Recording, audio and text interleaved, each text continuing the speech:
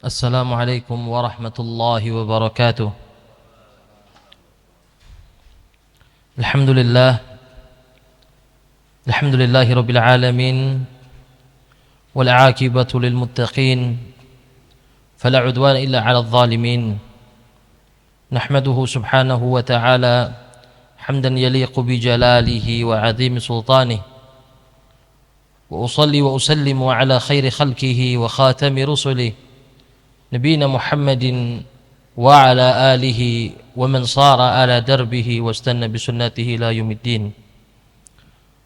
قال الله سبحانه وتعالى: يا أيها الذين آمنوا اتقوا الله وقولوا قولا سديدا يصلح لكم أعمالكم ويغفر لكم ذنوبكم ومن يطع الله ورسوله فقد فاز فوزا عظيما. أما بعد، فإن أصدق الحديث كتاب الله وخير الهدي هدي نبينا محمد صلى الله عليه وسلم. Mana salawatnya ini? وشر الأمور محدثاتها فإن كل محدثات في الدين بدعة وكل بدعة ضلالة وكل ضلالة في النار. Alhamdulillah, segala puji kita panjatkan kepada Allah Rabbul Alamin yang berkat nikmat dan karunia Allah Tabaraka wa Ta'ala, hari ini kita bisa berkumpul di pagi yang penuh berkah ini. Kita kumpul bersama-sama, duduk bermujalasah, gak lain gak bukan untuk kita mempelajari sirah atau perjalanan hidup yang harus dimiliki oleh setiap mukmin, entah dia sebagai seorang yang alim atau seorang yang muta'allim, orang yang belajar. Mukmin itu enggak lepas dari dua. Seorang mukmin yang benar-benar mencari jalan Allah itu enggak lepas dari dua hal. Imma kaunihi alim, entah dia adalah orang yang alim, dia mengajarkan kebaikan kepada orang, atau dia seorang yang muta'allim, orang yang mau mempelajari urusan agamanya. Dan sebagaimana sabda Nabi sallallahu alaihi wasallam, jadilah orang alim atau jadilah orang yang mau belajar, dan jangan jadi yang ketiga, kata Rasulullah. Kenapa demikian? Karena perjalanan kita menuju akhirat ini panjang. Waktu yang kita siapkan untuk berbekal ini begitu sedikit. Saya teringat kisah zaman salafus salih ya. Seorang istri yang salihah membangunkan suaminya dan mengatakan, bangunlah wahai suamiku, bangun, ayo kita tunaikan sholat di malam ini. Kenapa? Karena perjalanan kita menuju Allah ini sangat panjang dan perbekalan kita sangat sedikit, maka kita siapkan bekal kita di malam hari ini. Ini keadaan salafus salih, dan kita faham bagaimana mereka dulu. Mereka ini adalah kaum yang senantiasa, entah dia alim, ulama, atau dia orang yang mau belajar, dan ini tanda-tanda kebaikan. Berbeda dengan zaman kita sekarang ya. Berapa banyak orang muslim tapi muslimnya KTP. Bahkan hal-hal yang dasar-dasar saja Islam gak mengerti. Yang mana demi Allah, ini kalau dulu dibawa kepada orang-orang zaman dulu, maka itu adalah standar ilmu yang dimiliki oleh orang awam sebenarnya. Tapi zaman sekarang dianggap sebagai ilmu yang dimiliki oleh seorang yang alim. Artinya apa? Standar manusia sudah mulai menurun di sini. Dan kata Nabi sallallahu alaihi wasallam, Nabi bersabda bahwasanya kiamat ini semakin dekat. Iqtarabatis saah. Kiamat semakin dekat, kata Rasulullah. Wala yasdadun nasu minallahi illa bu'da. Wala yasdaduna minad dunya illa hirsa.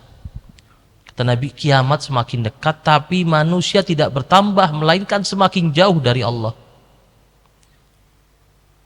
Dan tidak bertambah melainkan semakin dia hirs, semakin dia berambisi terhadap dunia. Bapak-bapak sekalian dan ibu-ibu yang dimuliakan Allah Tabaraka wa Ta'ala, di sini insyaallah sudah berumah tangga semua ya. Atau sudah pernah lihat bayi, betul? Para ulama dulu mengatakan ada hikmah sebenarnya dalam setiap hal yang terjadi pada hal sekitar kita, sebagaimana Allah firmankan wa fi anfusikum afala tubsirun, dan dalam diri kalian terdapat ayat-ayat Allah. Coba kita lihat, bayi kalau lahir tangannya pasti menggenggam, betul? Saat meninggal tangannya terbuka. Ini tanda apa? Manusia lahir seakan-akan siap untuk memiliki seluruh di hadapan dia dunia. Dia siap ngambil semua. Ternyata apa? Tidak ada yang dia bawa pulang kepada negeri akhirnya. Dunia yang dia kumpulkan semua dia tinggalkan. Kecuali apa? Hanya takwa kepada Allah. Kita mungkin pernah melihat bayi lahir. Kita juga sudah lihat orang yang sudah meninggal. Subhanallah, kita perhatikan. Lahir tangannya begini, meninggal tangannya terbuka. Oleh karena nggak ada jalan yang lebih baik daripada jalan thalabul ilmi. Belajar semakin dekat sama Allah, ini gimana caranya? Di sisa-sisa hidup kita ini, waktu kita ini, kita belajar bukan harta di hadapannya. Bisa jadi alim, masya Allah. Tapi minim-minimnya apa? Jadi muta'alim, dan saat bersamaan kita menasehati keluarga kita. Sebagaimana Allah firmankan. Jadi kita sekarang nih, perbaikilah niat kita dalam thalabul ilmi. Di antaranya apa? Ya ayyuhalladzina amanu qu anfusakum wa ahlikum nar. Itu konsep yang harus kita pegang. Konsep lanjutnya apa? Enggak, ya kita syukur-syukur belajar, Allah berikan kita pemahaman yang kuat, kita bisa jadi seorang yang alim. Disebutkan beberapa ulama ini jadi orang yang alim atau belajar agama serius ketika usia di atas 20 tahun. Di atas 30 tahun, di atas 40 tahun. Bahkan sebagian dari mereka ini latar belakangnya enggak semuanya orang yang baik. Kita bisa ambil contoh ya, Al-Fudail bin Iyad rahimahullah rahmatan wasi'ah. Dulunya perampok. Bayangkan seorang perampok bisa jadi orang yang alim. Ini enggak lain enggak bukan sidqun niyah ma Allah, jujur sama Allah niat. Jadi hari ini mungkin saya yang ngisi. Saya nggak tahu berapa tahun ke depan mungkin diantara antum ada yang mengisi, mencerahkan manusia, membimbing manusia kepada jalan Allah. Tentu dengan thalabul ilmi, dengan ilmu yang benar, dengan basirah, petunjuk dari Allah. Nggak ada yang mustahil. Wa ma dzalika 'ala Allahi bi'aziz. Nggak ada yang susah bagi Allah. Kapan Allah lihat dari diri-diri antum dan antunna, bapak, ibu-ibu sekalian, ada kejujuran niat sama Allah, Allah pasti akan mudahkan jalannya. Ilmu ini bukan ilmu yang diraih dengan pinter-pinteran doang, enggak. Berapa banyak orang yang pinter, tapi wallah seiring berjalannya waktu demi Allah enggak ada manfaatnya. Ilmunya enggak kepake, bahkan ilmunya hilang. Pernah mungkin dulu zaman pesantren ya, atau mungkin antum juga punya kenalan mungkin. Dulu yang kita kenal dengan orang yang masya Allah rajin thalabul ilmi, pemahaman agamanya kuat. Tapi apa sekarang? Seperti orang yang tidak pernah belajar agama. Kemana ilmunya? Kemana usaha dia selama ini? Kemungkinan karena tidak jujur sama Allah. Niatnya salah dalam thalabul ilmi. Teringat sebuah cerita tentang seorang pria di zaman tabi'in yang berjihad fi sabilillah. Subhanallah, dulu kaum muslimin itu ada perbatasan dengan pasukan Romawi ya. Daerah masuk wilayah Turki lah, Romawi Timur. Singkat cerita, ketika sedang perang, dulu perang ini ada adabnya, ada waktu istirahatnya. Orang ini melihat seorang wanita Romawi yang sangat cantik. Kemudian dia mulailah mengirim surat panah. Dia mengatakan, "Kaifa asilu ilaik?" Bagaimana caranya saya bisa mendapatkan dirimu? Ini seorang bukan orang biasa ini. Seorang yang hafidh Quran, dan zaman dunia hafidh Quran bukan sekedar hafal 30 juz, bukan. Tapi orang yang benar-benar mengerti ilmunya. Subhanallah, perempuan ini pun menjawab, "Tanassar," masuk Kristen, maka aku menjadi milikmu. Maka pemuda ini pun membelot menjadi orang Nasara. Sampai waktu berlalu berapa puluh tahun, orang ini punya anak, ketemulah dengan kawan-kawan lamanya yang muslim. Kemudian dia bertanya teman-temannya ini, aina dhahaba Qur'anuk, mana Qur'anmu selama ini? Kamu hafal Qur'an, ngerti artinya, ngerti maksudnya, ngerti tafsirnya, ngerti ilmunya. Kemana Qur'anmu selama ini? Kata dia, dhahaba kullu syai' illa ayah. Semuanya hilang, kecuali satu ayat, kata dia. Rubbama yawaddul ladzina kafaru law kanu muslimin. Hari kiamat nanti orang-orang kafir akan berharap seandainya mereka ini orang-orang yang muslim. Kenapa tadi? Niat yang sudah enggak benar dari awal, maka kapan sudah dia membangun thalabul ilminya, suatu perbuatan dengan niat yang salah, maka tadi ketika datang suatu hal yang menggiurkan bagi dia, dia menganggap itu hal yang menguntungkan, dia akan tinggalkan. Tapi beda dengan orang yang thalabul ilmi, ibadahnya dibangun karena Allah. Maka apa? Syai'un tsabit, suatu hal yang menancap kuat seperti akar, dan apa? Enggak akan pernah goyah. Karena tadi thalabul ilmnya apa? Tujuannya enggak lain enggak bukan untuk, mungkin untuk syuhrah, untuk anggap dikenal sama orang, untuk dianggap orang alim, untuk dianggap untuk bisa membodoh-bodohi orang yang tidak ngerti ilmu, berbangga-bangga. Dan ini adalah cara yang salah. Kita masuk kepada pembahasan kita ya. Wa an Abi Hurairah radhiyallahu ta'ala anhu qala sami'tu Rasulullah sallallahu alaihi wasallam yaqul ad-dunya mal'unah wa mal'unun ma fiha illa dzikrullah wa ma walah wa 'aliman wa muta'alliman. Dunia ini, kata Rasulullah, terlaknat. Dunia ini isinya keburukan, kata Rasulullah. Dunia secara murninya, secara asalnya itu akan membawa manusia kepada apa? Kepada keburukan sebenarnya. Dunianya nggak salah. Siapa yang salah? Orang-orang yang ada di dunia tersebut. Manusia ditunjukkan nikmat sedikit sama Allah, langsung kabur, langsung pikirannya apa? Fokusnya hilang. Harusnya dijadikan nikmat tersebut sebagai wasilah kepada Allah, malah dijadikan nikmat tersebut sebagai tujuan hidupnya. Padahal kita sudah hafal, kita sudah sering dengar ayat Allah, wabtaghi fima ataakallah daral akhirah, dan carilah dengan apa-apa yang Allah berikan padamu dari dunia. Allah ngasih antum dunia, Allah ngasih antum rezeki, suruh ngapain? Cari akhirat. Wala tansa nasibaka minad dunya, tapi jangan lupa bagianmu dari dunia. Artinya antum boleh bersenang-senang tamattu bid dunya, antum boleh pakai baju bagus bagaimana sabda Nabi SAW ketika ada sahabat yang bertanya, ya Rasulullah, ara'aita ar-rajul yuhibbu an yakuna na'lahu hasanah wa thawbuhu hasan. Ya Rasulullah, bagaimana kalau ada orang yang suka bajunya bagus, sandalnya bagus, pakaiannya rapi? Kata Nabi apa?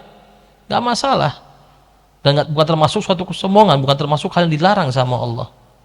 Jadi tadi antum diperbolehkan memanfaatkan dunia untuk bersenang-senang, tapi tadi jadikanlah itu sebagai stimulus untuk apa? Supaya antum semangat mencari akhirat. Jadi tadi kadang-kadang kita berpikir dunia yang jelek. Ada sebuah syair yang mengatakan, na'ibu zamanana wal 'aibu fina wa ma li zamanina 'aibun siwana. Kita ini sering sekali menghina zaman, menghina dunia. Dunia ini buruk semua. Wa mali zamanina aibun siwana. Sebenarnya yang buruk di zaman tersebut itu kita, manusianya, bukan zamannya. Karena zaman gak berubah. Dunia dia dulu ya begini-begini aja. Orangnya yang berubah. Jadi tadi ya, kata seorang ulama, kita ini sering menghina zaman, padahal aibnya dia adalah kita sendiri yang punya keburukan. Wa mali zamanina aibun siwan, dan zaman tidak memiliki keburukan, aib, melainkan orang-orang itu, yaitu kita semua. Maka disebutkan sama Nabi, ad-dunya mal'unah, terlaknat. Wa mal'un ma fiha, dan terlaknat yang di dalam dunia itu. Illa dzikrullah wa ma walah, kecuali hal-hal yang membuat orang ingat sama Allah atau mendatangkan kecintaan kepada Allah. Wa aliman au muta'alliman, atau orang alim atau orang yang mau belajar. Jadi tadi ya, jadilah antara dua jenis orang, alim atau muta'allim. La yazalun nasu bi khairin ma ta'allam. Manusia senantiasa dalam kebaikan selama mau belajar. Bahkan saya ingat sebuah cerita ya, seorang ulama sampai mau meninggalnya masih belajar. Seorang muhaddits di suatu zaman ketika akan sakaratul maut, datang murid-muridnya. Ini murid-muridnya mau mentalkin ustadznya, tapi dia paham ini ustadznya adalah orang ngajari mereka Quran, sunnah semua. Ini bagaimana mau mentalkin ustadznya, ini agak segen. Kalau langsung syekh, asyhadu an la ilaha illallah, gimana? Akhirnya apa? Dipakailah tradisi, tata cara para ulama. Ditalkin dengan cara yang sangat-sangat luar biasa. Jadi dalam ilmu hadis itu ada namanya jalur periwayatan atau namanya sanad. Artinya gini, saya dengar dari A dari B, dari C, terus sampai Rasulullah Sallallahu Alaihi Wasallam. Singkat cerita, ini muridnya mulai membisiki di telinga ustadz yang sudah mau meninggal. Haddatsani fulan. Telah dikabarkan kepada saya dari fulan. Sebut nama gurunya. Guru saya berkata dia dapat dari fulan sebuah kabar. Kemudian dari fulan yang lain, terus seperti itu. Akhirnya gurunya ini dalam keadaan subhanallah mau meninggal, dijaga sama Allah nih. Tiba-tiba apa? Gurunya melanjutkan jalur riwayat tersebut. An Abi Hurairah an Rasulillah sallallahu alaihi wasallam qala man akhiru kalamihi la ilaha illallah dakhalal jannah.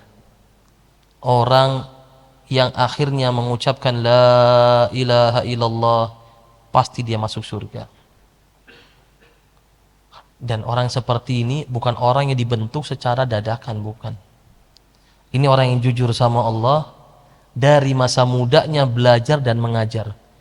Karena apa? Karena Allah tabaraka wa ta'ala. Sehingga apa? Yuthabbitullahu alladhina amanu bil qawli tsabit fil hayatid dunya wa fil akhirah.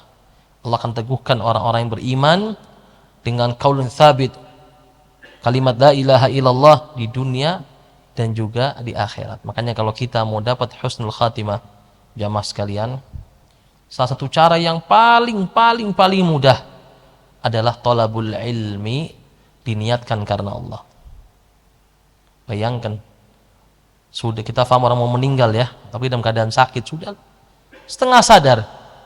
Begitu dengar ilmu yang dia pernah ajarkan ke muridnya, dia langsung bisa ngikutin tuh.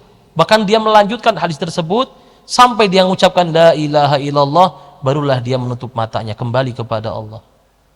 Ini kematian yang sangat-sangat indah yang kita harapkan. Ini kematian yang tidak mungkin dapat dicapai, diraih kecuali oleh orang-orang yang benar-benar dekat sama Allah. Orang-orang yang selama hidupnya benar-benar berbakti menyiapkan kematian tersebut untuk apa? Untuk berjumpa dengan Allah. Maka tadi saya bilang ya, thalabul ilm kita di sini enggak lain enggak bukan tujuannya untuk apa? Ya ayyuhalladzina amanu qu anfusakum wa ahlikum nara. Jaga diri kita, keluarga kita dari neraka. Faman zuhziha 'anil nar wa udkhilal jannah faqad faz. Wa mal hayatud dunya illa mata'ul ghurur. Kata Allah, maka barang siapa dijauhkan, diselamatkan dari neraka dan dimasukkan ke dalam surga Allah, maka sungguh dia orang yang beruntung, orang yang menang. Dan sungguh kehidupan dunia ini suatu hal yang sangat-sangat menipu. Coba kita kembali ke belakang ya. Masih ingat mungkin 20 tahun lalu kejadian kayak baru kemarin ya. Masuk zaman apa? Milenium, betul. Manusia semua heboh, milenium tahun 2000. Terus 2002 terus. Saya pertama ingat kejadian sepak bola tahun 2002. Ya 98 tahu, cuma 2002 saya sudah mulai wajar, anak sudah mulai puber waktu itu ya, pengen ikut-ikutan tren. Walaupun ini tren yang salah. Saya dulu masih belum belajar agama, terus waktu berjalan 2010. Masuk Libya belajar terus. Tahu-tahu sekarang sudah punya keluarga. Begitu ngelihat KTP, ngitung umur, oh, umur sudah enggak muda lagi ini.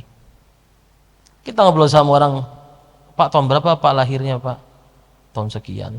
Itu pertanyaan yang kita tanyakan sama orang 20 tahun lalu, itu usia anak muda.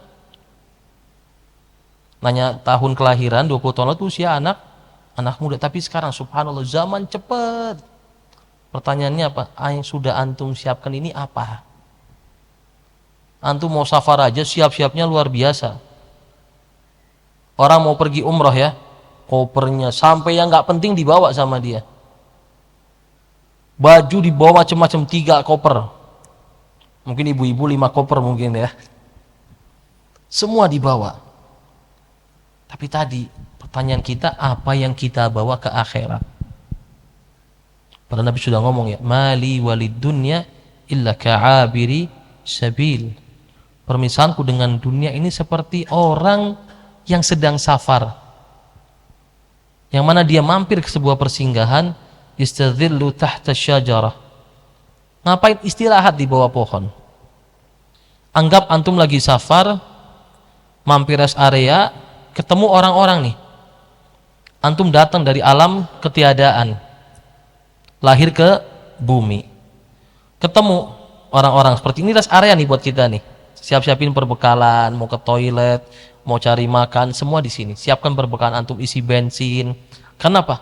Perjalanan kita masih jauh. Dan belum tentu orang selamat dalam perjalanannya. Antum ketemu nanti pemeran-pemeran lain. Ada yang jadi pasangan hidup, ada yang jadi anak, ada yang jadi orang tua. Kita ketemu orang-orang ini. Dan tapi antum harus ingat, yang namanya singgah di rest area itu cuma sementara. Dan antum harus mau tidak mau melanjutkan perjalanan antum menuju Allah. Maka kata Nabi SAW, ahbib habibak, silahkan, atau ahbib man syi'ta fa innaka mufariquh, kata Rasulullah, cintailah olehmu siapapun yang ingin kau cintai, ayahmu, anakmu, istrimu, tapi ketahui suatu hari nanti engkau akan meninggalkan mereka semua. Dan kita harus paham, entah kita ditinggalkan atau kita meninggalkan orang-orang tersebut. Maka tadi kita belajar kembali, saya ingatkan lagi, nggak lain nggak bukan untuk persiapan berangkat menuju Allah. Sama tadi rest area, mampir, siap bekal, terus jalan. Waliyadzubillah, kadang-kadang ada orang yang celaka dalam perjalanannya. Kenapa? Mungkin tekanan angin bannya nggak pas, mungkin nyiapkan kendaraannya nggak benar, mungkin mogok tengah jalan kendaraannya. Ada penghalang, ada orang yang di jalannya sama Allah dimudahkan. Begitu pula seseorang yang berjalan kembali menuju Allah. Kita ini lahir ke bumi, subhanallah, singgah doang jamaah. Gak lama umur kita ini. Apa yang kita siapkan? Kita punya anak. Sekarang usia berapa? Nanti 10 tahun usia berapa? 10 tahun lagi usia berapa? Kapan sih kita mau sama mereka? Sampai kapan kita bareng mereka? Kita bakal tinggalkan mereka semua. Fattaqullah, maka saya wasiatkan untuk kita semua bertakwa kepada Allah. Kemudian hadis berikutnya, wa an Abi Darda radhiyallahu ta'ala anhu qala sami'tu Rasulullah sallallahu alaihi wasallam yaqul, dari Abu Darda radhiyallahu ta'ala anhu, dia mengatakan, aku mendengar Rasulullah sallallahu alaihi wasallam bersabda, man salaka tariqan yabtaghi fihi ilma sahalallahu lahu tariqan ilal jannah. Barang siapa menempuh suatu perjalanan, capek, lelah, ngapain? Mencari ilmu. Ilmu ini ilmu akhirat, ilmu din. Maka Allah akan mudahkan jalannya menuju surga Allah. Karena tadi dengan ilmu agama antum mengajarkan orang kebaikan. Dan subhanallah jamaah sekalian, orang kadang memandang agama hanya urusan sholat. Betul. Hanya urusan gedebak-gedebuk kata orang. Saya pernah dengar tuh. Saya sampai katakan ini orang non muslim sudah keluar dari Islam. Kenapa? Dia sampai pernah masih dialog mengatakan Muhammad ini pinter ya, sampai bisa tahu langit hampa udara. Artinya dia mengingkari Al-Quran dengan mengatakan Muhammad pinter. Dan ini adalah ucapan-ucapan orang-orang kafir zaman dulu. Innama yu'allimuhul bashar. Muhammad itu jadi sama orang lain sebenarnya. Waliyadzubillah. Quran yang kita miliki ini jamaah sekalian, kalau kita mau ngambil prinsip-prinsip atau kerangka berfikirnya, kerangka manajemennya, itu sebenarnya adalah manajemennya Allah yang gak bakal pernah salah. Tapi tadi kadang-kadang orang belajar, tadi manusia ada tahapannya, belajar ini hanya sekedar hukum hal haram itu sudah luar biasa bagus. Tapi antum sampai tahu hikmahnya sebagaimana para ulama, maka tentu antum akan jadi orang yang sangat-sangat luar biasa bermanfaat bagi diri antum dan juga orang sekitar antum. Saya kasih contoh tentang ilmu Al-Quran ya. Kita pernah mendengar nggak ada seorang nabi dari kalangan Bani Israel, penerus Nabi Musa yang bisa memberhentikan waktu? Pernah dengar? Nabi Yusha bin Nun alaihi salam ketika berjihad fi sabilillah waktu itu disebutkan, dan kita paham orang Yahudi itu kalau sudah mau masuk waktu Sabat sama Allah dilarang untuk ngapa-ngapain, semuanya haram. Kalau sudah mau Sabtu kita subhanallah, mau Jumatan masih ada yang dagang, iya kan? Kita mau Jumatan subhanallah, sama kapan diharamkan? Ketika imam naik mimbar sampai beres salam, habis itu mau ngapain lagi bebas. Kalau Yahudi Jumat sore mau masuk Sabtu sudah langsung haram ngapa-ngapain. Sampai kapan? Sampai nanti Sabtu tenggelam matahari masuk hari Ahad, 1 hari full. Dan ini syariat umat sebelum Rasulullah. Makanya kita kenal di Bali ada namanya tradisi nyepi. Nyepi itu tradisi nabi-nabi zaman dahulu. Dan agama Hindu dulunya memang turun dengan syariat dari Allah, disebutkan dalam kitab Al-Adyan, kitab agama zaman dulu, disebutkan di antara agama yang turunkan adalah agama Hindu, tapi sudah mengalami perubahan. Nah, kita kembali ke kisah Bani Israel. Singkat cerita, waktunya sudah mepet, sudah asar waktu itu. Bingung, ini kalau lanjut jalan diazab sama Allah ini perang.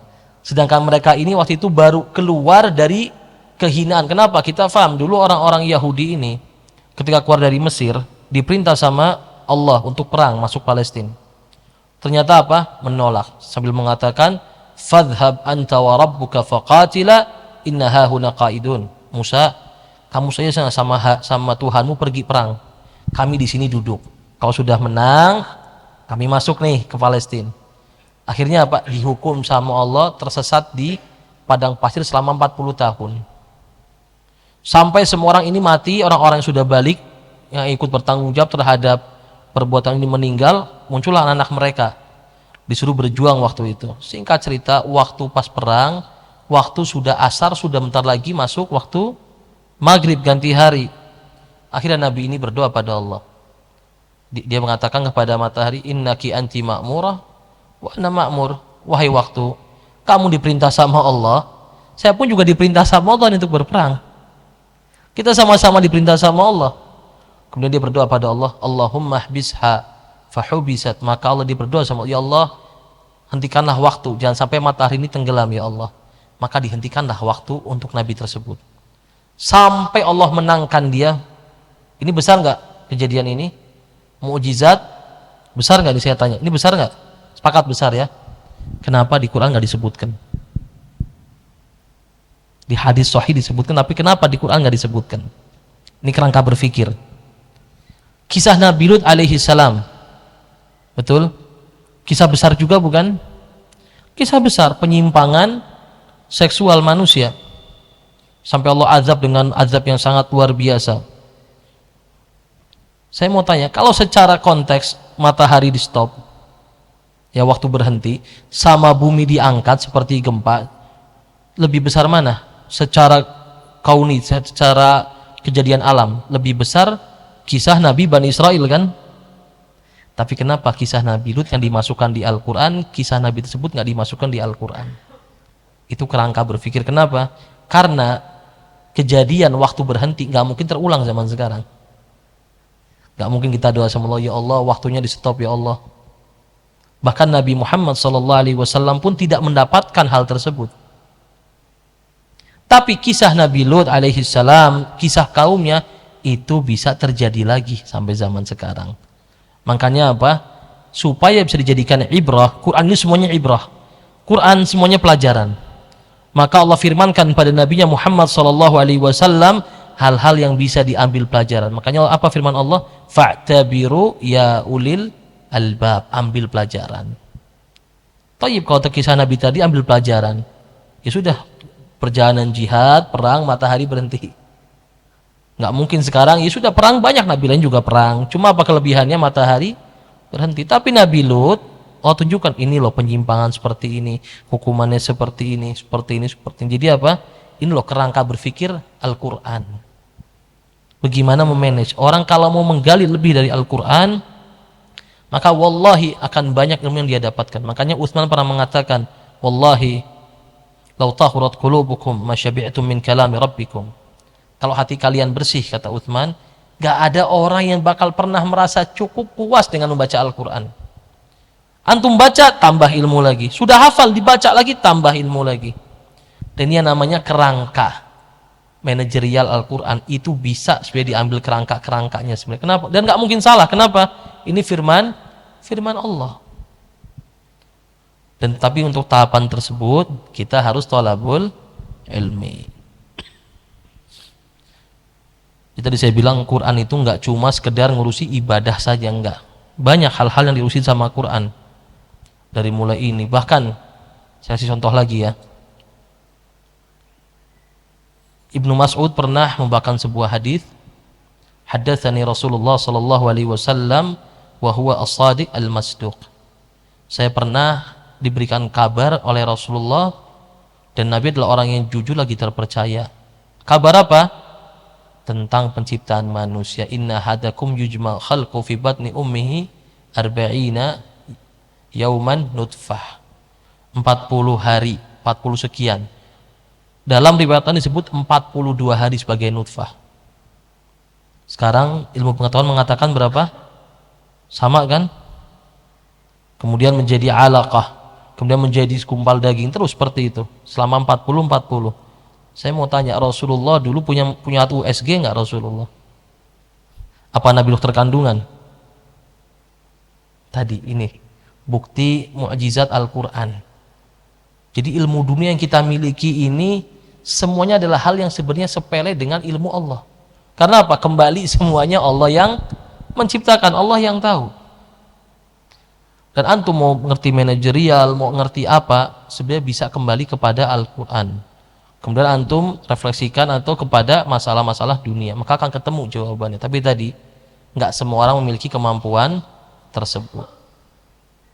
Bahkan pernah dulu kita mengeluarkan sebuah rumus manajemen analisis masalah. Kalau ada masalah suatu error, kita analisis sampai tuntas apa sebabnya, melazimkan apa. Dari mana kita ambil ilmu tersebut? Dari kitab Rawdah Al-Munadhir wa Junnatul Munadhir punya Imam Ibnu Qudamah. Kitab usul fikih yang isi terjadi perdebatan, kalau antum berkata ini maka melazimkan ini, kalau ini maka kesini larinya, maka jadi semua dianalisis. Dari mana kita ngambil? Dari kitab para ulama. Ulama dari mana ngambilnya? Dari Al-Quran. Tapi tadi nggak semua orang, saya katakan, memiliki kemampuan tersebut. Kenapa nggak punya? Ya karena nggak belajar. Kalau belajar tadi dua, entah jadi orang yang muta'alim, belajar terus, atau jadi orang yang alim. Kalau sudah alim, insya Allah bisa mengeluarkan hal-hal tersebut.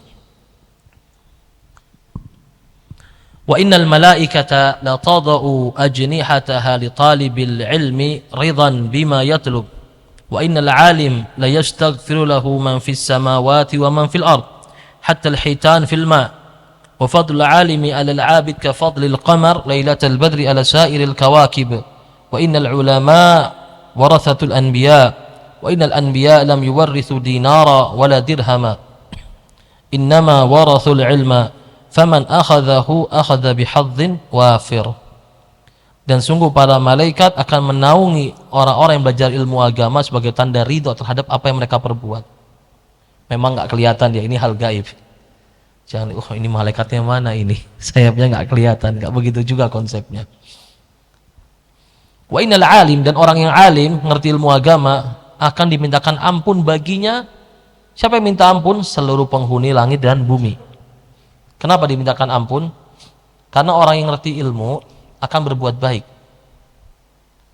Contoh, menyembelih hewan saja gak boleh disakitin, gak boleh diinin, pisau harus ditajemin. Jadi apa? Hewan tersebut matinya secara cepat, gak tersiksa dulu. Maka wajar orang seperti ini mendapatkan ampunan, mendapatkan banyak doa dari penghuni langit dan juga penghuni bumi. Hatta al-hitan fil ma', bahkan sampai ikan di air sekalipun. Contoh lagi, objektivitas dari akhlak yang mulia, dari kebaikan ilmu adalah kisah tentang seseorang wanita di zaman Rasulullah yang dia punya unta. Unta ini dibawa banyak bawaan yang sangat-sangat berat sampai akhirnya unta ini nggak bisa jalan. Karena zaman dulu nggak ada mobil ya buat bawa barang, pakainya unta. Singkat cerita wanita ini pun marah menghardik unta tersebut. Mal'unah, dilaknat sama si perempuan tersebut. Kata Nabi apa? Kamu sudah melaknat unta tersebut, padahal kamu yang salah. Kamu beban dia dengan beban yang sangat berat sampai dia nggak bisa jalan. Maka mulai sekarang unta tersebut haram buat kamu gunakan. Bayangkan, sama hewan saja suruh berbuat baik. Ini Islam. Jangankan sama sesama muslim, sama hewan saja suruh berbuat baik. Maka kita punya konsep apa? Rahmatan lil alamin. Islam ini datang rahmah lil alamin. Bukan cuma buat kaum muslimin, tapi buat seluruh alam, manusia, hewan, semua kita berbuat baik. Sama non muslim kita juga berbuat baik. Ada adab-adabnya juga sama non muslim. Masalah jizyah, masalah apa, lebih ringan daripada bayar zakat sebenarnya. Itu saya buka tuh. Orang bayar jizyah lebih ringan daripada bayar zakat. Tapi tadi digambarkan begitu seram. Padahal lebih seram sekarang. Antum dikit-dikit pajak, betul? Ya kan? Beli barang PPN berapa persen? Makan di restoran PPN-nya berapa persen tuh? Subhanallah. Coba kalikan setahun. Lebih mahal daripada jizyah sebenarnya. Tapi tadi kalimat-kalimat ini dibikin sedemikian serem. Biar apa? Biar orang Islam sendiri yang nggak belajar merasa takut, asing dengan Islam. Dan subhanallah tercapailah tujuan tersebut. Wa fadlul alim, dan keutamaan seorang alim atas orang yang ahli ibadah sebagaimana bulan malam purnama terhadap seluruh bintang-bintang. Bintang-bintang ini indah, banyak ya bercahaya. Tapi kalau sudah ada bulan purnama yang terang, maka fokusnya orang kepada bulan purnama. Begitu pula seorang alim ketika sudah berbicara bahas ilmu agama, maka ahli ibadah nggak kelihatan. Antum sekarang takjub sama orang sholatnya rajin ini itu. Begitu ada pertanyaan masalah agama, nggak tahu. Datang seorang alim biasa saja, mungkin penampilannya nggak terlalu mencolok, kemudian jelaskan masalah agama. Maka apa? Semua orang yang ahli ibadah seakan-akan tidak terlihat. Wa innal ulama warasatul anbiya, dan para ulama adalah pewaris para nabi. Karena kenapa? Para nabi tidak mewariskan dinar dan dirham, dan ini makna asli juga. Jadi nabi ini meninggal nggak ngasih warisan. Nabi mengatakan, inna ma'syarul anbiya la nuwarris, inna ma taraknahu sadaqah. Kami ini para nabi tidak ngasih warisan kalau meninggal. Yang kami tinggalkan sedekah buat kaum muslimin. Wa inna ma warathul ilma, para nabi ini meninggalkan ilmu. Faman akhadha bihadzin wafir. Maka barang siapa mengambil ilmu tersebut, maka dia telah mendapatkan bagian yang sangat-sangat besar, mendapatkan keutamaan atau keuntungan yang sangat besar. Wa ammal athar anis salaf fa aktsaru min an tuhsar wa ashharu min an tudhkar, walakin nadhkur minha ahrufan mutabarrikin musyirina ila ghairiha munabbihin. Adapun athar, ucapan atau bahasa kitanya quotes dari para salaf, ini banyak banget masalah ilmu. Dan bahkan nggak bisa terhitung. Tapi kita sebutkan beberapa hal untuk mendapatkan keberkahan. Di antaranya ucapan Ali radhiyallahu taala anhu, "Kafa bil ilmi syarafan ay yadda'iyah man la yuhsinuhu wa yafrah idza nusiba ilaih, wa kafa bil jahli dhamman ay yatabarra'a minhu man huwa fihi." Cukuplah ilmu atau cukuplah bukti bahwasanya ilmu adalah merupakan kemuliaan. Cukup bukti kemuliaan ilmu adalah apa? Bahwasanya setiap orang yang nggak punya ilmu pun akan mengaku memiliki ilmu.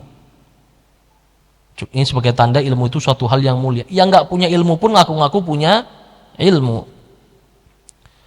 Wa yafrah idza nusiba ilaih, bahkan seneng, jangan ngaku ya, tadi ngaku sudah jelas. Dan juga dia merasa senang kalau ada yang bilang dia seorang yang alim. Bapak alim ya senang pasti disebut gitu ya. Wa kafa bil jahli dhamman, dan cukuplah bukti kebodohan suatu hal yang sangat tercela, bahwasanya setiap orang yang bodoh pun tidak mau dikatakan dia bodoh. Orang yang alim Afan tadi, orang yang bodoh disebut alim senang banget ya. Itu bukti ilmu sangat mulia. Dan kebodohan bukti jeleknya apa? Orang yang nggak ngerti pun nggak mau dibilang nggak ngerti. Antum pernah ketemu orang jelaskan macam-macam, saya udah paham, tanya ulang nggak paham. Antum tuh nggak paham, enggak saya paham, ngotot. Kenapa? Nggak mau kelihatan bodoh. Itu bukti kebodohan adalah hal yang buruk. Wa an Mu'adz, dan dari Mu'adz bin Jabal, dia mengatakan ta'allamul ilma fa inna ta'allumahu lillahi khasyah wa talabahu ibadah wa mudhaqaratahu tasbih wal bahth anhu jihad wa ta'limahu man la ya'lamuhu sadaqah wa badluhu li ahlihi qurbah. Belajar ilmu, kata Mu'adz. Kenapa? Karena belajar ilmu agama adalah khasyah, takut sama Allah. Dan ini senada dengan apa yang dikatakan oleh Al-Imam Ahmad Ibnu Hanbal, bahwasanya aslul ilmi khasyatullah wal khasyah khiyal khawfu al-mabni ala al-ilmi. Kata Imam Ahmad, bahwasanya dasar dari ilmu yang benar adalah sebabnya takwa kepada Allah, takut sama Allah. Antum belajar karena takut sama Allah. Sebagaimana orang ya, orang mau kerja, dia ikut pelatihan dulu. Kenapa? Takut nanti kerjanya nggak benar nih. Saya mau berangkat misalkan ke luar negeri, ya, saya mau jadi tukang masak misalkan, tapi saya nggak bisa masak, ya saya belajar. Kenapa? Takut kerjanya nggak bakal benar. Nah tapi tadi pertanyaannya, kenapa jadi hamba Allah kok bisa berleha-leha, nggak profesional? Kerja profesional, ikut pelatihan, dapat sertifikat. Nah pas jadi hamba Allah nggak profesional. Hamba Allah ala kadarnya, atau kata orang Jawa, kadar alanya. Ala itu bahasa Jawa jelek ya. Jadi tadi khasyatullah, takut sama Allah. Kenapa? Takut kita ini muqassir, nggak serius, nggak profesional, main-main. Lahir ke bumi, ada rest area, nggak persiapan, nggak ini nggak itu, tahu-tahu pes baru keluar rest area, waliyadzubillah guling, kecelakaan. Ini permisalan ya. Wa talabahu ibadah, dan mencari ilmu adalah ibadah. Serta mengulang ilmu adalah tasbih, sama dengan bertasbih pada Allah. Wal bahth anhu jihad, dan mencari ilmu sampai berlelah-lelah merupakan jihad, perjuangan. Dan ini yang pernah dijalankan oleh ahli hadis. Imam Bukhari keluar dari Bukhara, keliling negeri, bayangkan ribuan kilometer. Ngapain? Kadang-kadang hanya mencari satu hadis. Mungkin kalau beliau lahir di zaman sekarang, orang anggapnya enteng, mudah. Bukhari satu hadis saja sampai buang-buang duit, berangkat sana sini. Wallahil azim, kalau Imam Bukhari nggak begitu, saya seluruh asatidzah kaum muslimin sekarang nggak ngerti agama. Wallahi nggak akan ada yang ngerti agama orang. Bayangkan perjuangan beliau, lelahnya beliau untuk satu hadis, dibayarkan dengan jutaan, miliaran orang yang ngikutin beliau. Di zaman itu kepikiran nggak? Sekarang saya nulis satu, nanti kitab yang saya tulis ini akan dipakai oleh miliaran manusia. Pernah kepikiran? Nggak pernah. Tapi lihat, Allah muliakan, dikasih hasil sama Allah. Kenapa? Investasinya bagus. Sudah meninggal terus dapat, sampai kapan? Wallahu a'lam. Sudah berapa ribu tahun? Sekitar 1000 tahun, 1100 tahun kurang lebih. Sampai sekarang masih orang baca Sahih Bukhari, Sahih Muslim.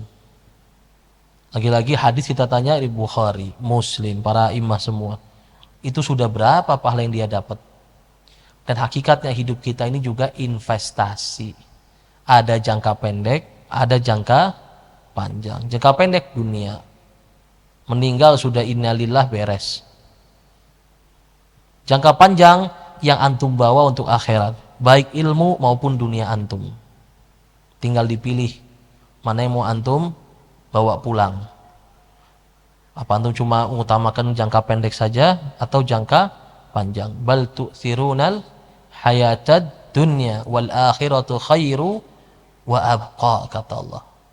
Tapi tadi banyak manusia itu mengutamakan kehidupan dunia, investasi dunia. Padahal apa? Wal akhiratu khairu wa abqa. pada negeri akhirat itu khairu wa abqa, lebih baik serta lebih abadi.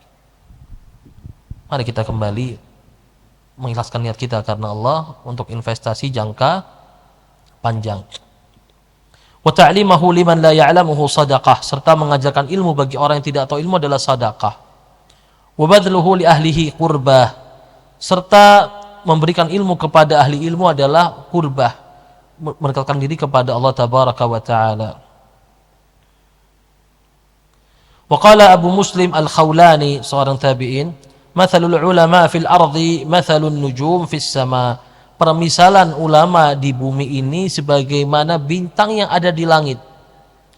Idza badat bin nasi ihtadau, kalau bintang-bintang itu muncul, nampak, maka orang-orang tahu petunjuk, tahu arah. Oh, ini arah timur, ini barat, ini selatan, ini utara. Orang semua bisa mengambil petunjuk, tahu kemana mereka harus melangkah. Wa idza khafiyat alaihim tahayyaru, tapi kalau mendung nggak kelihatan bintang, bingung, ini kemana jalannya nih. Nah, itulah permisalan para ulama. Wa an Wahab ibn Munabih qal tasya'ab minal ilmi asy-syaraf wa in kana sahibuhu daniya wal 'izzu wa in kana mahina wal qurbu wa in kana qasiyya wal ghina wa in kana faqira wan nublu in kana haqira wal mahabbah wa in kana wadi'an was salamah wa in kana safihan. Bercabang dari ilmu kemuliaan, walaupun orang yang belajarnya itu asalnya adalah orang yang rendah. Orang bukan siapa-siapa belajar ilmu agama jadi orang terhormat. Saya sudah kasih contoh minggu kemarin ya, tentang Al-Qadhi Abu Yusuf, orang yang bawa-bawa kerasak di pasar, kuli panggul, sampai jadi Qadhiyul Qudat, sampai jadi wazir agung dari dinasti Abbasiyah. Dari orang yang di pasar hidupnya, bayangkan. Sehingga Allah mengatakan kalau ada orang yang memberikan nikmat luar biasa kepada Abu Yusuf setelah orang tuanya, maka itu adalah Al-Imam Abu Hanifah, ustadznya. Dan ini kurbah juga kepada, bayangkan, ngangkat derajat orang dia. Dari orang yang di pasar, anak kecil, manggul-manggul barang, nggak dikenal, sampai jadi wazir agung, menteri, perdana menteri, bayangkan.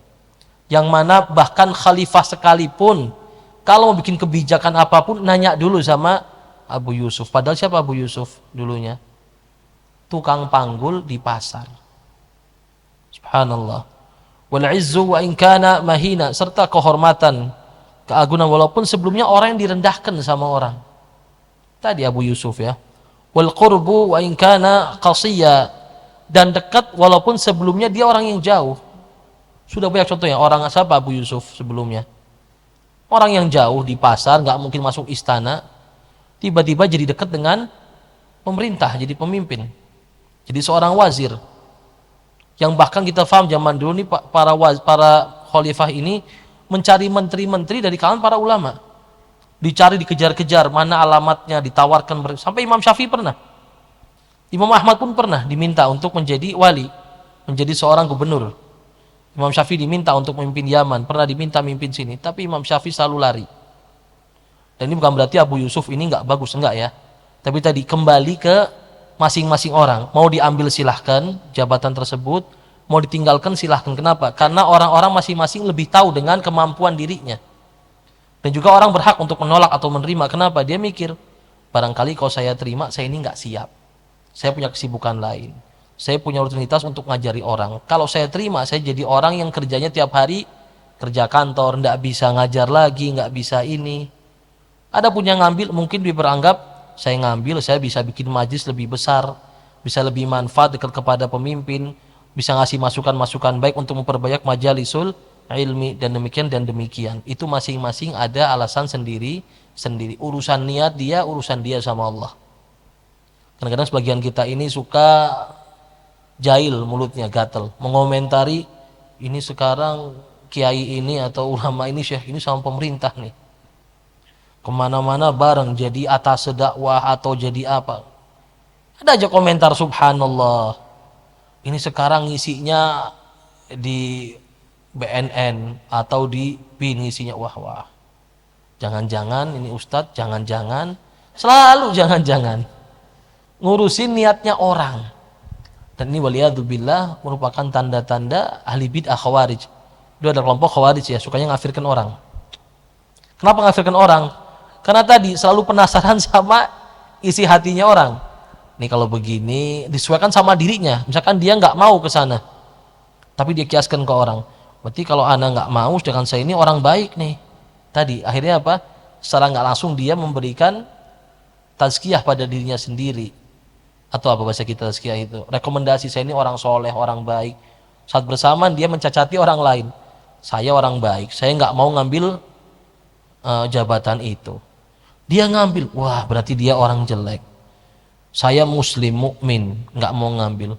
Dia ngambil, berarti dia bukan muslim, bukan mukmin. Dan itulah bahayanya suka mengira-ngira.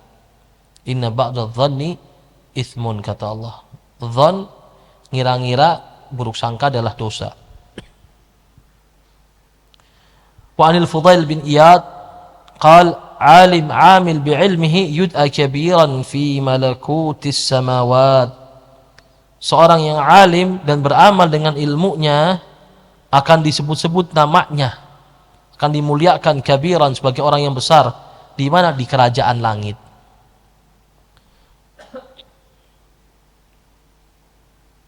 Wa qala ghairuhu alaysa yastaghfiru li talibil ilmi kullu syai' afa hakadha manzilatun. Dan orang lain juga berkata, bukankah orang yang belajar ilmu agama akan dimintakan ampun baginya? Semua hal minta ampun buat orang yang belajar ilmu agama. Maka bagaimana kiranya kedudukan ini? Artinya apa? Apakah ada yang sama dengan derajat orang yang belajar ilmu agama? Bayangkan semua hal minta ampun kepada Allah buat dia. Wakil al-alim kal-'ainil udhbah naf'uha daim. Dan juga dikatakan orang yang alim itu seperti mata air yang menyegarkan. Manfaatnya itu langgeng. Orang semua butuh namanya minum. Butuh air untuk ngasih makan ternaknya, butuh air untuk pengairan. Wakil al-alim kasiraj man marra bihi iktabas. Seorang alim juga bagaikan sebuah penerang, yang mana orang yang lewat di sebelah orang alim ini mampir ke dia akan mendapatkan penerangan, dapat pencerahan. Yang sebelah kita nggak ngerti, antum bingung, saya ada permasalahan dalam rumah tangga, masalah dalam jual beli, masalah dalam ini, tanya orang yang ngerti ilmu agamanya, dijelaskan. Oh, sekarang saya sudah paham.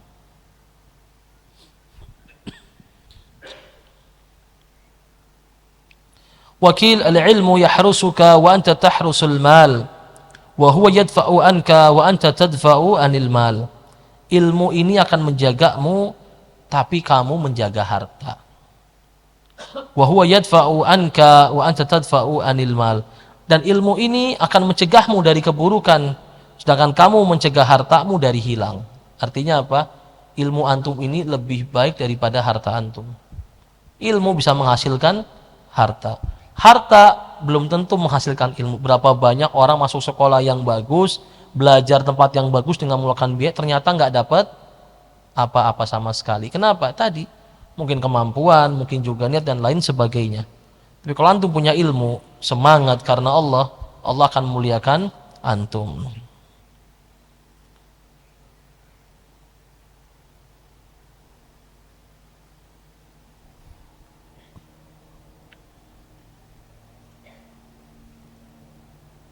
Asy-Syafi'i juga mengatakan talabul ilmi afdal min salatin nafilah. Belajar ilmu agama lebih utama daripada salat sunnah. Wa qala ba'dal faraid afdal, laisa ba'dal faraid afdal min talabil ilmi. Tidak ada hal yang lebih mulia setelah mengerjakan kewajiban-kewajiban kepada Allah daripada talabul ilmi. Maka pernah disebutkan suatu ketika Imam Syafi'i dalam satu malam, hanya dengan hadis yang pendek, dia bisa mengambil beberapa faidah hukum. Itu para ulama menggalinya lebih dalam daripada kita. Kenapa? Karena ada asbabun nuzul, kalau Quran ada asbabul wurud. Ada juga nanti hal-hal ibrah ketika terjadinya seperti apa nih. Sebab Nabi ngomong ini apa. Itu juga bisa jadikan konteks untuk melakukan suatu hukum tertentu dan hukum tertentu. Asy-Syafi'i juga mengatakan man arada dunya fa alaihi bil ilmi wa man arada al-akhirah fa alaihi bil ilmi. Siapa saja yang ingin mendapatkan dunia, maka dia juga wajib untuk memiliki ilmu.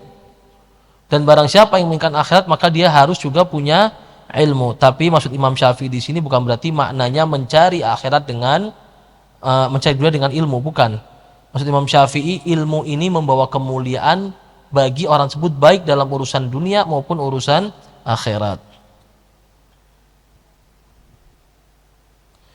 Dan juga beliau mengatakan, man la yuhibbul ilma fala khaira fih fala yakun bainaka wa bainahu ma'rifatun wala sadaqatun. Siapa saja yang tidak menyukai ilmu, maka tidak ada kebaikan padanya. Orang kalau sudah nggak suka belajar, nggak ada manfaatnya itu orang. Nggak mau tahu hukum halal haram, nggak mau tahu hak-haknya Allah, kumpul-kumpul akhirnya apa? Nggak ada batasnya, nggak ada moralnya, kacau semua. Maka kata beliau, maka janganlah kamu kenal dengan orang seperti ini dan juga jangan berteman dengan orang seperti ini. Wa qala al-ilmu muru'ah man la muru'ata lahu. Ilmu adalah muruah, rambu-rambu kehormatan bagi orang yang tidak punya kehormatan sebelumnya. Itu benar. Orang yang dianggap, karena gini, manusia ini kadang-kadang ada istilah darah biru, betul. Turunan orang-orang penting. Di Indonesia masih ada? Masih ada latar belakang seperti itu. Orang yang dianggap bukan dari kalangan darah biru, kalangan orang-orang bangsawan, apalagi zaman dulu ya, itu dianggap nggak punya tata krama. Tapi dengan belajar, subhanallah, maka ilmu tadi akan memberikan dia tata krama, akan memberikan dia suatu kedudukan posisi di tengah orang-orang yang terhormat. Sebagai contoh, di kalangan bangsa Arab sampai sekarang ada budaya-budaya jahiliyah. Misalkan ditanya, antum marganya apa? Marganya pun dari marga besar, ini kalangan bangsawan, ini itu. Itu orang bahkan belum tahu karakter sudah langsung respect. Baru nanya marga langsung respect orang-orang.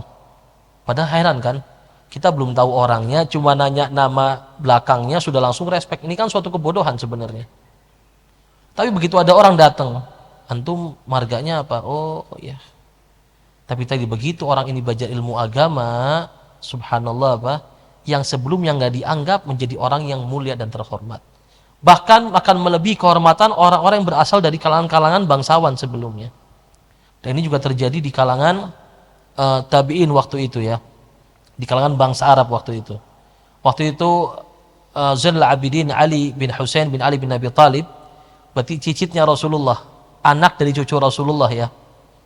Waktu itu beliau belajar agama kepada Nafi. Nafi ini bekas orang budak. Budaknya dari Abdullah ibn Umar. Sampai itu orang-orang Arab mengatakan ke dia, wahai Zainul Abidin, kamu kan cucu Rasulullah nih. Dari pihak bapak Rasulullah. Ya dari pihak ibu kamu punya kakek adalah seorang raja Persia, bayangkan. Ibunya seorang putri raja Persia. Jadi ini orang mengumpulkan kehormatan sebagai keturunan raja dan juga keturunan seorang nabi, itu lebih utama daripada keturunan seorang raja. Kok kamu mau datang ke rumah mantan seorang budak? Nafi ini budak loh. Dan juga kalau kamu panggil dia pasti segan. Kenapa? Karena kamu cucunya Rasulullah Sallallahu Alaihi Wasallam. Dan ini cucu asli ya, bisa dibuktikan. Kenapa? Karena langsung anak dari cucu Rasulullah ya. Ya karena kadang-kadang afwan terdapat orang-orang yang ngaku-ngaku cucu Rasulullah. Apa kata beliau? Al ilmu yu'khadh haitsu kan. Ilmu diambil dari siapapun. Mau dia bekas budak, mau dia orang apapun saya ambil. Bahkan ada juga cerita tentang Atha Ibnu Abi Rabah, seorang tabi'in yang asalnya seorang budak berkulit hitam, budak Afrika. Disebutkan waktu itu musim haji. Dia seorang alim yang luar biasa ilmunya. Dari budak dibebaskan, belajar ilmu agama sampai jadi seorang alim. Singkat cerita lagi musim haji, kita paham haji, jangan haji umroh saja orang tuh tawaf tuh luar biasa. Mana bisa nyium Hajar Aswad. Kita kadang-kadang wah isinya di sana Mike Tyson semua gede-gede nih. Nggak bisa kita nyium Hajar Aswad. Nah, singkat cerita waktu itu ada juga rombongan khalifah, kalau nggak salah Hisham bin Abdul Malik, ingin mencium Hajar Aswad. Habis itu Hisham sempat lihat, ada Atha nih, ada seorang alim. Coba diam kepada para pengawal, diamkan dulu. Saya mau lihat pasti ada kejadian nih. Subhanallah ketika Atha berjalan, orang yang lagi tawaf semuanya ngebuka jalan. Padahal Atha mantan seorang budak berkulit hitam, nggak punya namanya ajudan. Semua orang sukarela buka jalan tanpa harus digeser, diusir, enggak. sampai dia bisa mencium Hajar Aswad. Begitu Hisham mau nyium, harus permisi ini ada khalifah mau cium ini Hajar Aswad. Sampai Hisham bergumam, nah, hari ini kelihatan nih siapa pemimpin sebenarnya. Ternyata manusia dipimpin sama Hisham karena takut, nggak seneng. Kan dia pemimpin dengan kekuatan, tapi Atas orang pemimpin spiritual, dicintai sama masyarakat. Itu terbukti, subhanallah. Itu dia keutamaan ulama dibanding keutamaan pemimpin. Nah, kadang-kadang antum ketemu pimpinan-pimpinan ya, kadang-kadang kita sama dia sopan santun baik karena segan takut, terus terang. Buktinya apa? Kalau nggak ada dia dimaki-maki, bener nggak? Orang suka maki-maki kebijakan pemimpin. Nah, itu sebutkan dalam beberapa asar, itulah seburuk-buruk orang. Di depan dia orang semua, gimana Pak, sehat Pak, panjang umur ya Pak. Di belakang, mudah-mudahan besok pulang ke Allah nih orang. Iya begitu kadang-kadang ada tuh.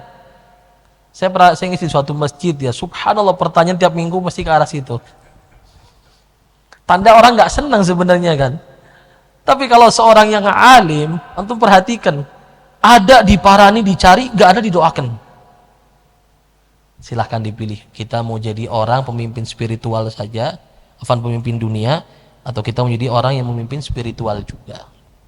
Allahu a'lamu bissawab. Mungkin sampai sini ada pertanyaan.